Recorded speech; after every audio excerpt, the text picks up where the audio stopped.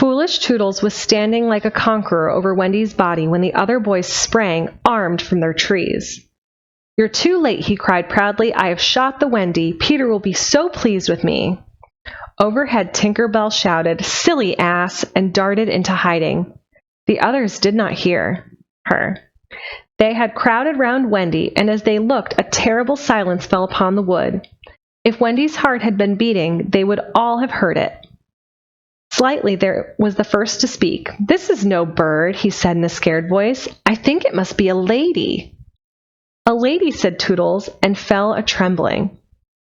"And we have killed her," Nib said hoarsely. They all whipped off their caps. "Now I see," Curly said. "Peter was bringing her to us." He threw himself sorrowfully on the ground. "A lady to take care of us at last," said one of the twins. "And you have killed her." They were sorry for him, but sorrier for themselves, and when he took a step nearer them, they turned from him. Toodles' face was very white, but there was a dignity about him now that had never been there before. "I did it," he said, reflecting. "When ladies used to come to me in dreams, I said, 'Pretty mother, pretty mother.' But when at last she really came, I shot her." He moved slowly away. "Don't go," they called in pity. "I must," he answered, shaking. "I am so afraid of Peter." It was at this tragic moment that they heard a sound which made the heart of every one of them rise to his mouth. They heard Peter crow. "Peter!" they cried, for it is always thus that he signaled his return. "Hide her," they whispered, and gathered hastily around Wendy. But Toodles stood aloof. Again came that ringing crow, and Peter dropped in front of them. "Greeting, boys," he cried, and mechanically they saluted, and then again was silent. He frowned. "I am back," he said hotly. "Why do you not cheer?" They opened their mouths, but the cheers would not come. He overlooked it in his haste to tell the glorious tidings. "Great news, boys," he cried. "I have brought at last a mother for you all." Still no sound except a little thud from Toodles as he dropped on his knees. "Have you not seen her?" asked Peter, becoming troubled. "She flew this way." "Ah me," said one voice, and then another. "Oh, mournful day." Toodles rose. "Peter," he said quietly, "I will show her to you." And when the others would still have hidden her, he said, "Back, twins, let Peter see." So they all stood back and let him see, and after he had looked for a little time, he did not know what to do next. "She is dead," he said uncomfortably. "Perhaps she is frightened at being dead." He thought of hopping off in a comic sort of way until he was out of sight of her, and then never going near the spot any more. They would all have been glad to follow if he had done this. But there was the arrow. He took it from her heart and faced his band. "Whose arrow?" he demanded sternly. "Mine, Peter," said Toodles on his knees. "Oh, dastard hand," Peter said, and he raised the arrow to use as a dagger. Toodles did not flinch. He bared his breast. "Strike, Peter," he said firmly. "Strike true." Twice did Peter raise the arrow, and twice did his hand fall. "I cannot strike," he said with awe. "There is something stays my hand." All looked at him in wonder, save Nibs, who fortunately looked at Wendy. "It is she," he cried, "the Wendy lady. See her arm?" All looked at him in wonder, save Nibs, who fortunately looked at Wendy. "It is she," he cried, "the Wendy lady. See her arm?" Wonderful to relate, Wendy had raised her arm. Nibs bent over her and listened reverently. "I think," she said. "Poor Toodles," he whispered.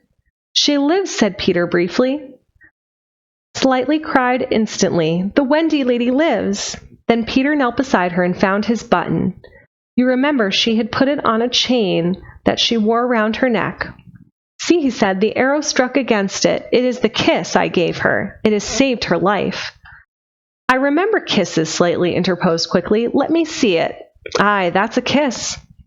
Peter did not hear him. He was begging Wendy to get better quickly so that he could show her the mermaids. Of course she could not answer yet, being still in a frightful faint. But from overhead came a wailing note. "Listen to Tink," said Curly. "She is crying because the Wendy lives." Then they had to tell Peter of Tink's crime, and almost never had they seen him look so stern. "Listen, Tinker Bell," he cried. "I am your friend no more.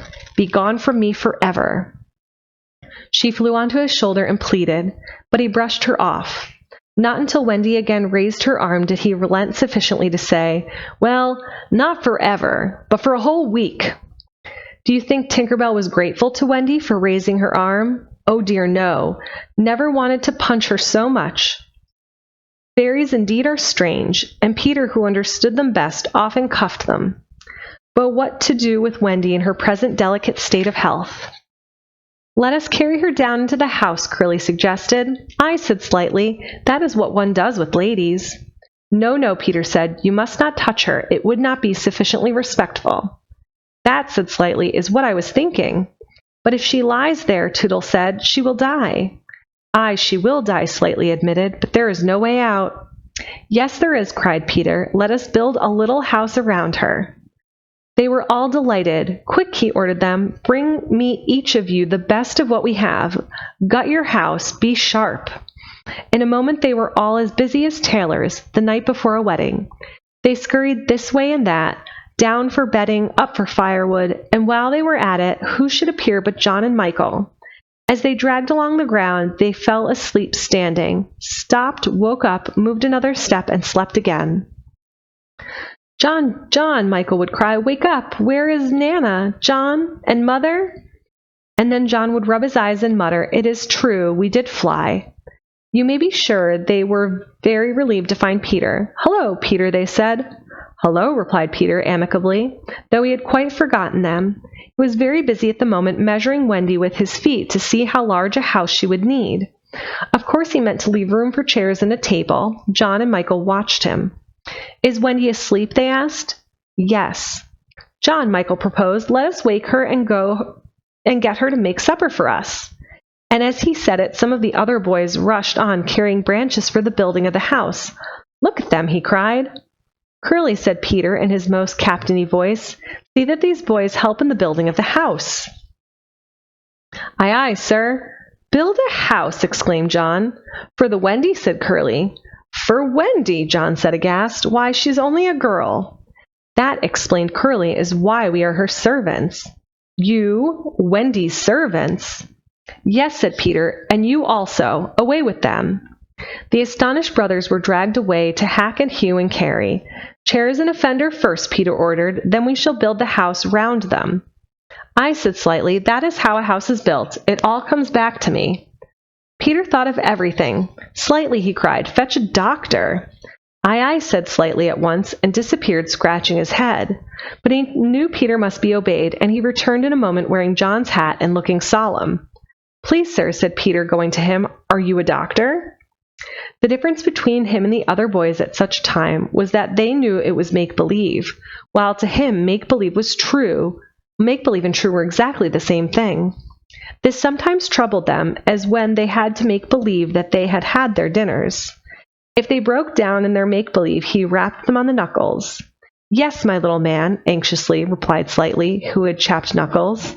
"Please, sir," Peter explained, "a lady lies very ill."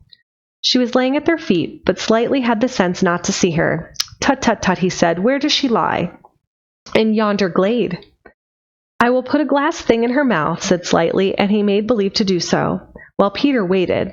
It was an anxious moment when the glass thing was withdrawn. "How is she?" inquired Peter. "Tut, tut, tut," said Slightly. "This has cured her." "I am glad," Peter cried. "I will call again in the morning," Slightly said. "Give her beef tea out of a cup with a spout in it." And after he had returned the hat to John, he blew big breaths, which was his habit on escaping from a difficulty. In the meantime, the wood had been alive, and the sound of axes. Almost everything needed for a cozy dwelling already lay at Wendy's feet. "If only we knew," said one, "the kind of house she likes best." "Peter," shouted another, "she is moving in her sleep." "Her mouth opens," cried a third, looking respectfully into it. "Oh, lovely." "Perhaps she is going to sing in her sleep," said Peter. "Wendy, sing the kind of house you would like to have." Immediately, without opening her eyes, Wendy began to sing. "I wish I had a pretty house, the littlest ever seen, with funny little red walls and a roof of mossy green." They gurgled with joy at this, but for the greater good luck, the branches they had brought were sticky with red sap, and all the ground was carpeted with moss. As they rattled up the little house, they broke into songs themselves. We've built the little walls and roof and made a lovely door. So tell us, Mother Wendy, what are you wanting more? To this she answered rather greedily. Oh, really, next I think I'll have gay windows all about, with roses peeping in, you know, and babies peeping out. With a blow of their fists they made windows, and large yellow leaves were the blinds. But roses, roses, cried Peter sternly. Quickly they made believe to grow the loveliest roses up the walls. Babies? To prevent Peter ordering babies, they hurried into song again. We've made the roses peeping out, the babies at the door. We cannot make ourselves, you know, 'cause we've been made before. Peter, seeing this to be a good idea, at once pretended that it was his own. The house was quite beautiful, and no doubt Wendy was very cozy within, though of course they could no longer see her. Peter strode up and down, ordering finishing touches. Nothing escaped his eagle eye. Just when it seemed absolutely finished, "There's no knocker on the door," he said. They were very ashamed, but Toodles gave the sole of his shoe, and it made an excellent knocker. Absolutely finished now, they thought. Not a bit of it. There's no chimney, Peter said. We must have a chimney. It certainly does need a chimney, said John importantly.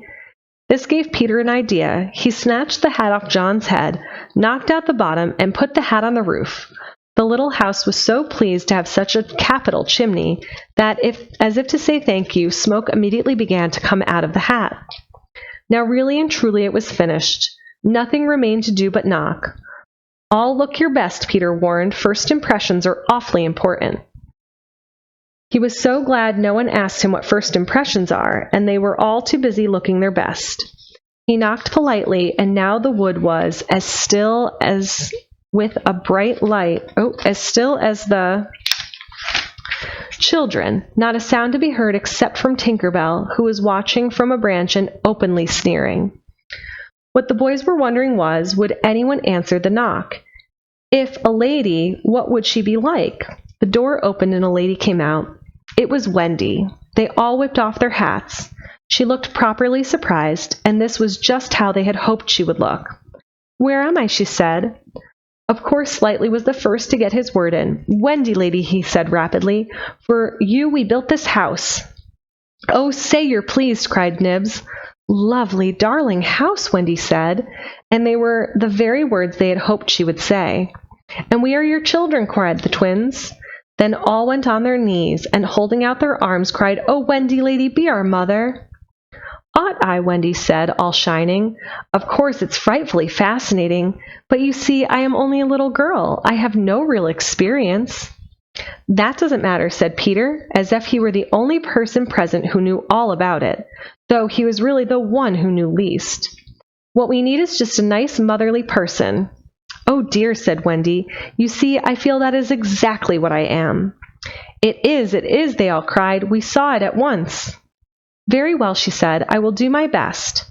Come inside at once, you naughty children. I am sure your feet are damp, and before I put you to bed, I have just time to finish the story of Cinderella."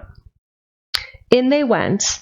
I don't know how there was room for them, but you can squeeze very tight in the Netherland. And that was the first of many joyous evenings they had with Wendy. By and by she tucked them up in the great bed in the home under the trees. She herself slept that night in the little house, and Peter kept watch outside with drawn sword, for the pirates could be heard carousing far away, and the wolves were on the prowl. The little house looked so cozy and safe in the darkness, with a bright light showing through its blinds, and the chimney smoking beautifully, and Peter standing on guard. After a time he fell asleep, and some unsteady fairies had to climb over him on their way home from an orgy. Any of the other boys obstructing the fairy path at night would have mischiefed, but they just tweaked Peter's nose and passed on.